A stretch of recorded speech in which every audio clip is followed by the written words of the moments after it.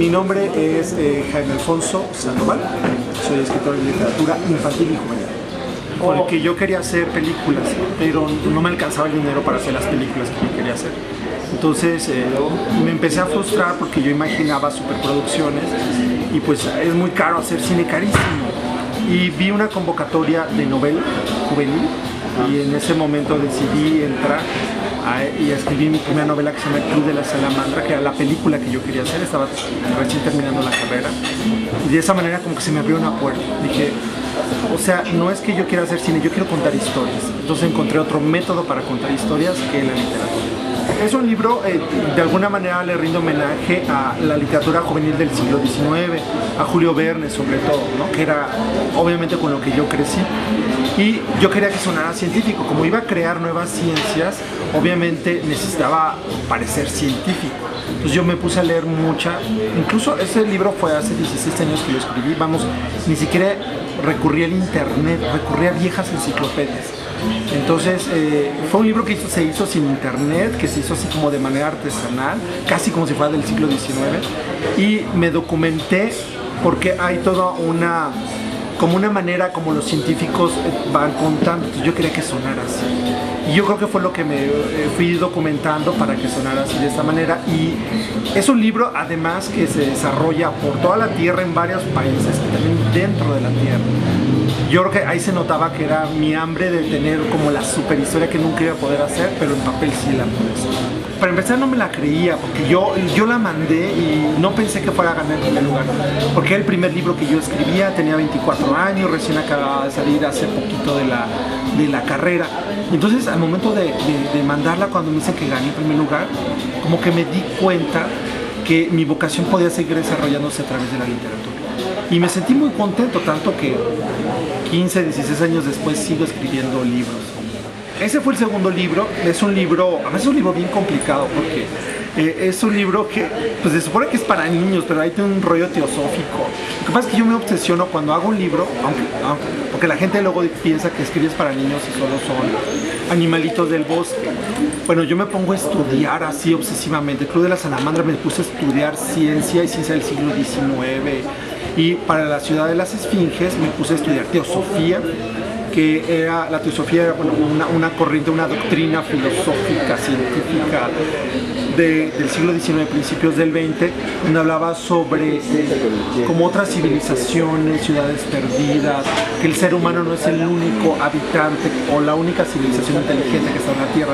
Porque yo quería que tuviera un basamento, no quiero que mis historias sean nada más como lo que se me vaya ocurriendo, sino que tengan un basamento por lo menos científico o filosófico. Entonces es un libro bien complicado, porque sí es bien complicado. Yo lo mandé, no ganó concurso, quedó como finalista y me dijeron, está gigante, porque era el doble. Claro, porque yo estaba así en la locura teosófica y entonces me obligaron a cortarle como unas 50, 70 páginas para reducirlo y simplificar algunas cosas para los niños. Y es un libro muy raro, pero tiene un mensaje muy claro sobre el respeto al otro ser viviente, en este caso a los otros animales, cuando de pronto los niños se convierten en los animales de alguien más. Cuando se voltea todo, yo creo que a muchos incluso dicen que ya empiezan a ver diferente a sus mascotas y a tratarlas mejor porque como que les cae el 20 cristal.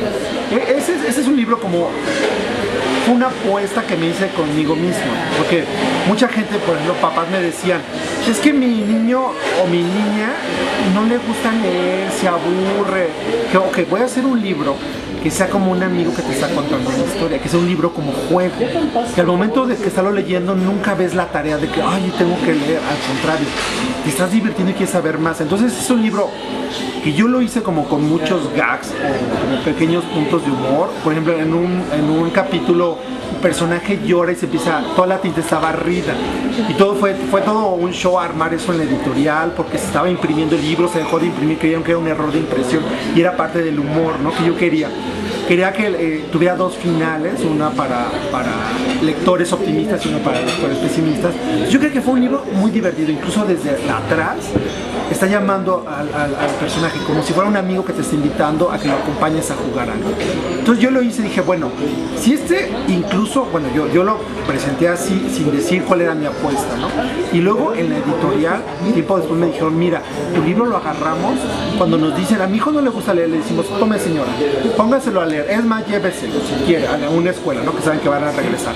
A sus alumnos no les gusta, mire, se lo voy a dejar maestra, no me lo pague si no les gusta. Así como apuesta. Entonces quiere decir que mi apuesta sí sirvió y es un libro muy divertido, con mucho amor.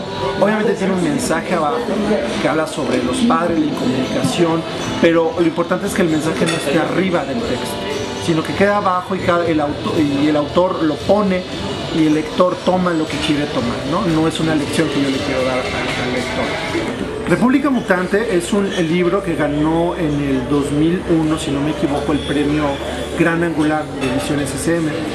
Y es un libro que es muy duro, es humor precisamente, pero es un humor negro, porque habla sobre una familia terrorífica, bueno, parece terrorífica, ellos no se ven terroríficos, pero es una familia como outsider, como una familia de losers que viven en una unidad perdida allá por el Cerro de la Estrella en Iztapalapa, que desean tener una mejor vida, simplemente que ellos son como adictos al desastre, siempre lo que hacen termina en un desastre. Y entonces es un libro que habla sobre la migración. Finalmente es como una alegoría en humor negro. Esta familia sale a un país nuevo, totalmente distinto, a una utopía donde se está queriendo rehacer la civilización sin defecto. No más que el error que cometen es que toda la gente que sale de los países, normalmente la gente que no tiene cabida en ese país, ya sea por condición social, ya sea por pobreza, ya sea por educación, tienen que salir fuera de su país y terminan en esta especie de mundo que es un concentrado global, que en lugar de ser todas las virtudes de la civilización terminan siendo todos los defectos de la civilización. Ese es un libro, para mí fue muy importante hacerlo, porque además es mi libro que más ha salido, de todos mis títulos que tengo, que ha salido al exterior. Este libro se tradujo al francés, me han invitado a Francia gracias a este libro, que yo decía, ¿cómo van a entender el humor mexicano? ¿Qué van a saber de Iztapalapa? Pues eso no lo entienden, claro, pero lo que sí entienden es el mensaje y la ironía con la que está escrito, y el tema de la migración es global. Eso aquí en Francia y en cualquier parte del mundo. Entonces es un libro que me ha permitido cruzar fronteras. Además es muy interesante porque obviamente necesitas, al momento de tener otra cultura, tu punto de vista es distinto. Entonces lo que sucedía con estos niños es que ellos veían el libro como una especie de metáfora de toda la historia de los mexicanos, digamos desde que los nativos, la llegada de los españoles, la conquista y luego como una colonia. Entonces ellos lo veían por las referencias que tenían de México y lo iban adecuando, y luego me di cuenta y dije, bueno, sí es cierto, a lo mejor yo lo hice siguiendo este rastro histórico sin darme cuenta, y ellos lo vieron porque lo veían desde una cultura externa. Yo creo que si nosotros leíamos un libro francés, nosotros como mexicanos podríamos detectar cosas que a lo mejor a ellos se les hace tan común que ya no lo pasan por alto. Yo creo que se me hizo muy interesante justo por eso. Mira, el de Operativo Nini, este es un concurso que tiene editorial Norma con la FENAL, que es la Feria Nacional de León, Guanajuato. Yo mandé también, esa vez mandé un texto, es un concurso de novela juvenil. Lo mandé hace 2 años y ganó. Pero yo quería hacer un libro sobre el fenómeno Nini en México. Es un fenómeno muy duro que yo no había visto reflejado, por ejemplo, en la literatura juvenil que se estuviera haciendo.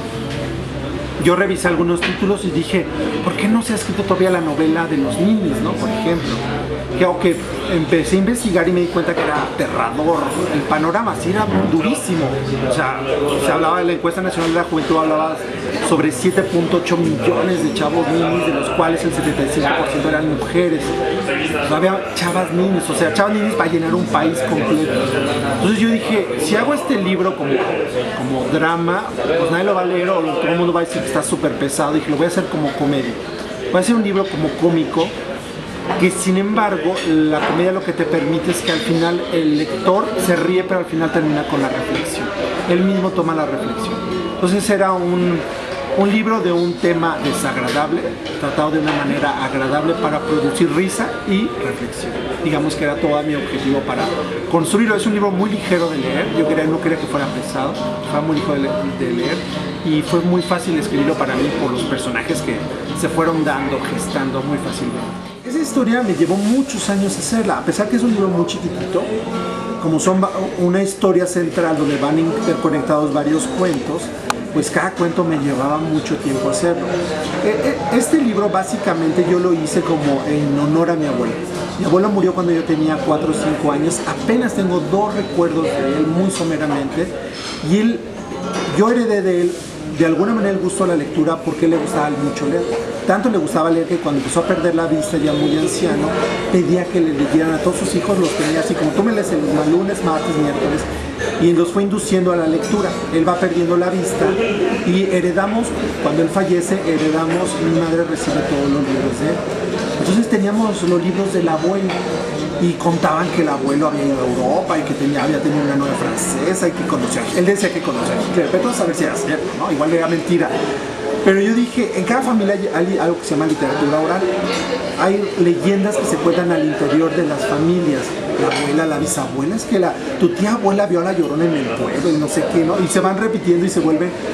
Es literatura oral. Y dije, pues yo quiero rescatar como esto. Y entonces los cuentos que no me pudo contar mi abuelo porque falleció, yo lo voy a revivir en un libro para que vuelva a contar esos cuentos que me hubiera gustado escuchar. Entonces fui gestando este libro de fantasmas y espectros. Si te fijas bien, van intercalado el humor y el terror. O sea, yo lo decía, para que los papás no me demanden si su hijo no duerme, un libro es de terror. Si el niño se asusta, que lee el siguiente que es de humor y se ríe, se relaja y se duerme. Entonces es como humor y terror, y es un libro que yo disfruté hacerlo. Fue muy complicado, más de lo que yo pensé hacerlo, pero me gustó mucho cómo quedó al final. No reflexiono cuando estoy escribiendo, más bien como que yo voy escribiendo y después con el tiempo, por ejemplo, tú que desde un punto de vista ya de como de investigación y análisis puedes detectar cosas que hasta yo después me cae el 20 y digo, sí es cierto. Pero ya luego, yo incluso haciendo análisis, luego descubro que muchos de mis libros, los niños son como el impulso y las niñas son más inteligentes que los niños.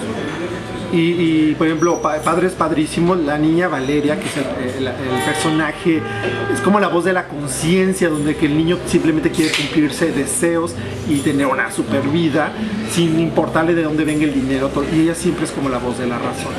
Entonces siempre tengo el de Confidencias de un superhéroe, por ejemplo.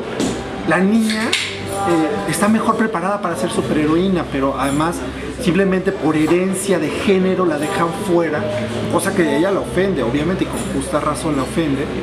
Y ella dice, pero yo soy mejor que tú eres bien tonto, o sea, ¿por qué yo no soy la heroína? Pues porque eres mujer, ¿no? Así le tocaba la herencia. Entonces, después del proceso, el hermano se da cuenta que no es porque su hermana sea una pesada, a lo mejor es pesada, pero sí tiene razón que la dejan por fuera. Entonces, siempre intento como integrar los dos géneros y el conflicto que hay alrededor de los dos géneros. Ya, últimamente, en mi último libro, el de las 2 muertes de Lina, obviamente ya está focalizado en una protagonista mujer, que me di cuenta que no tenía una protagonista mujer, eran como coprotagonistas, y dije, pues voy a hacer una protagonista mujer. Yo creo que se fue dando, es como dicen la vena cómica. Quieras que no, incluso cuando intenté escribir tragedias me salían comedias. Yo creo que es algo que traes ahí, pero además el humor te sirve muy bien como para armar un puente con los lectores, sobre todo con los niños y los jóvenes. Cuando se quejan de que un libro es aburrido, si ya de por principio el libro te cae bien y es como que te empiezas a reír, creo que es una manera fácil de que el lector esté de tu lado. Entonces yo creo que a mí simplemente se me da, quiera o no, e incluso he mezclado humor con aventuras, humor con terror, como con diferentes géneros también, y por lo visto todavía funciona. Disfruto mucho como la parte de la planeación, ¿no? Cuando empiezo a planear como, por ejemplo, el libro, voy a hacer un libro de niños, voy a hacer un libro de vampiros, pero quiero que sea diferente, ¿cómo le voy a hacer? Quiero que sean vampiros mexicanos, porque no hay vampiros mexicanos, pero a ver, si existieran los vampiros, entonces empiezo a formar una ciencia y una anticiencia, o sea, toda esta parte como de ir concibiendo este mundo alterno, eso es lo que a mí me gusta mucho cuando estoy escribiendo. Como ir armando como todas las piezas del rompecabezas, haciendo investigación, leyendo, toda esa parte es muy divertido.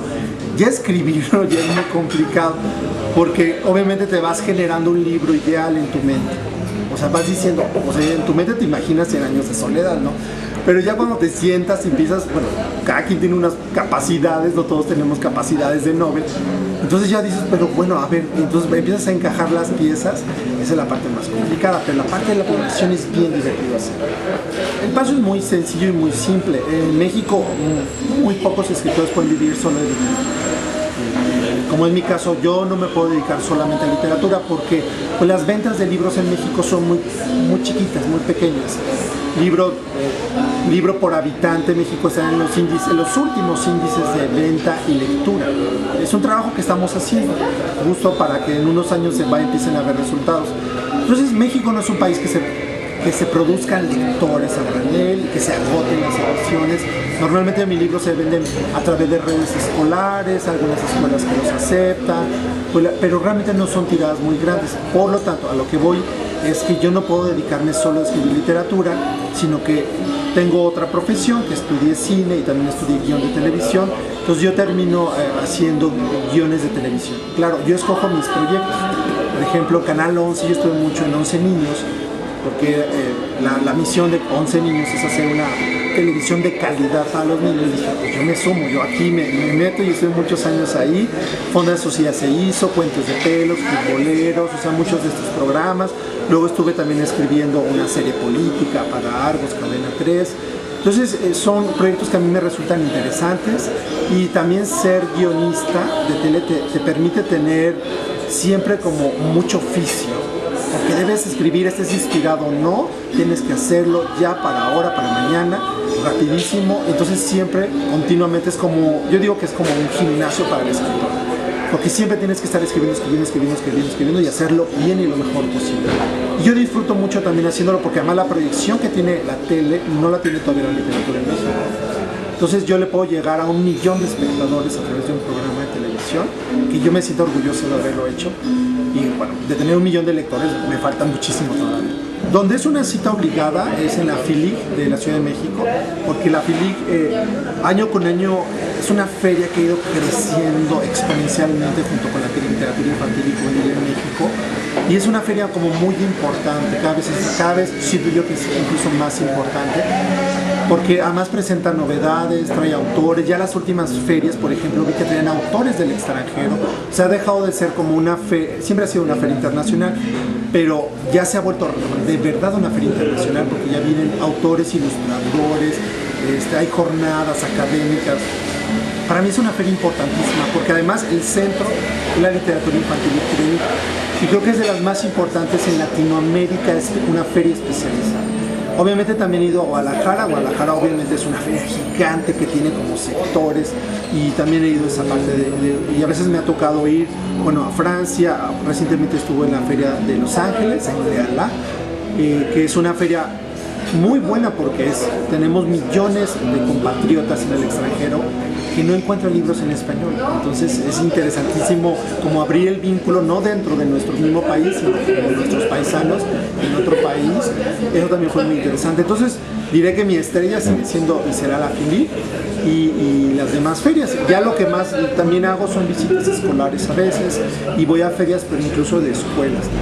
Fíjate que lo más interesante, más allá obviamente del honor, ¿no? Que tengas el honor de que te inviten y que seas invitado y considerado. Primero fui al Salón del Libro de París, donde iban, bueno, escritores de todo digamos, se llamaba Mosaico de la Diversidad, México Mosaico de la Diversidad. Entonces eran desde autores consagradísimos, y yo iba también. Yo sentía primero que de colado, pero luego entendí, dije, pues no es que venga de colado, porque yo soy una parte de ese mosaico. Entonces, desde que estaba vivo Carlos Fuentes, hasta había poetas indígenas, hasta había escritores de literatura infantil. Y lo que querían era dar como un muestrario de todo lo que se producía en México. Entonces yo me sentí primero muy orgulloso, pero con lo que me quedé siempre al final es con el contacto humano. O sea, ya cuando platiqué con los niños de las escuelas, cuando ellos me platicaban las cosas, cuando les firmaba los libros, me daban sus anécdotas muy particulares. Me metieron, por ejemplo, con una escuela, que ese libro es para jóvenes. En México lo leen jóvenes, pero allá lo metían para como quinto, sexto de primaria. Y luego me metieron en un salón donde llegaron niñitos pero como de primero, segundo de primaria. No, 6 y 7. Yo decía, ¿cómo están leyendo este libro que a veces es muy duro, muy cruel, muy cruento? Les dije, qué adelantados están los niños franceses. Bueno, hicieron trampa, porque era una escuela especial de niños prodigio. Entonces ellos leían ya cosas de incluso universitarios. Yo creo que sí, mira, yo no creo que haya un tema prohibido. Yo creo que hay tratamiento. La clave está en cómo lo tratas. Obviamente, si vas a... Porque el niño más vive en el mismo mundo donde tú vives como adulto. Él no vive en un mundo donde todo es caramelo. Él vive en un mundo. él sale a la calle y está sujeto a los peligros que tú estás sujeto también. Obviamente como adulto lo proteges, pero no por negar, por ejemplo, la violencia que dice que no existe. Simplemente yo creo que debe tener un buen tratamiento. Hay muy buenos libros, por ejemplo, sobre abuso sexual, pero están tan bien estructurados, tan bien detallados, tan bien hechos para la comprensión lectora, porque además es muy diferente escribir para un niño de 5, de 7, de 8 o de 10, 12 años. Cada grupo lector tiene como, de alguna manera, es muy específico escribir para cada uno de ellos. Y yo estoy abierto a todos los temas, no siento que haya un tema prohibido, más bien hay que tener la sensibilidad y el talento para tener el tratamiento adecuado de acercar ese tema. Yo leo casi de todo, yo agarro como buffet, yo pico de todo, me gusta, obviamente leo mucha literatura infantil y juvenil, no solo porque me dedico a esto, sino porque me gusta, o sea, yo disfruto. Yo creo que vuelvo a ser niño cada vez que agarro un libro de literatura infantil y juvenil y lo disfruto al momento de leerlo. Me gustan mucho esos libros gordos que te sumerges como a un universo alterno. Eso que cuando se van terminando dices, ay, no quiero que se termine porque lo voy a extrañar, ¿no? Ya sientes que son tus amigos los personajes. Me gusta mucho toda esa parte, esa cercanía que tienes con los personajes. Disfruto mucho, obviamente también leo, luego me da como por épocas, ¿no? De pronto digo, voy a leer pura literatura de la posguerra española, y me pongo a leer literatura de la posguerra, y luego me entra, digo, ay, no sé nada de ciencia ficción polaca, y entonces empiezo a buscar o descubro un autor que lo que padre que tienen los libros es que yo digo que son como puertas que se van interconectando, ¿no? Alguien te presta, mira, te presto esto de ciencia ficción rusa de los 50, y comienzas a leer, y si te gusta y te mueve algo, quieres más, ¿no? Quieres otra, oye, ¿tienes algo de este más? Y alguien que escriba como él, entonces un libro te va conectando como a otro. Entonces, yo siento que soy como así, como en una ruta, y soy muy abierto a leer lo que un libro me vaya conectando con el cine. La lectura es importante por muchas cosas. Uno, obviamente, porque es un espacio de imaginación, de libertad y de conocimiento. Por principio, eso es la lectura para mí. Otro, porque en México se lee muy poco y hay muy poca comprensión de lectura. Luego llegan a la universidad y no entienden lo que leen los chavos. O sea, les cuesta trabajo porque nunca leyeron. Entonces, absorber el conocimiento del texto escrito, se puede perder esa capacidad. Como ya es todo audiovisual, todos los libros dejan de tener el sentido, su eficacia. Yo digo que alguien que lea podrá ser un buen estudiante, elija la carrera que elija, porque va a poder absorber el conocimiento de los libros y tenemos conocimiento de miles de años ahí esperando que alguien los absorba y los saque. Entonces, es importantísimo leer, es muy importante leer y sobre todo como comunicar y contagiar ese gusto de adulto a los niños. Por ejemplo, muchos papás me dicen, ay, es que mi hijo no lee, ¿por qué no le hago para que lea? Así como si fuera castigo, así que no come verdolagas, ¿no? A ver, señor, ¿usted lee? No tengo tiempo, ¿no? ¿Alguna vez lo ha visto con un libro? Pues no. O sea, entonces el niño ve que es una tarea que solamente la tiene que hacer, ¿no? Entonces, obviamente digo que es un proceso, poco a poco se verán resultados.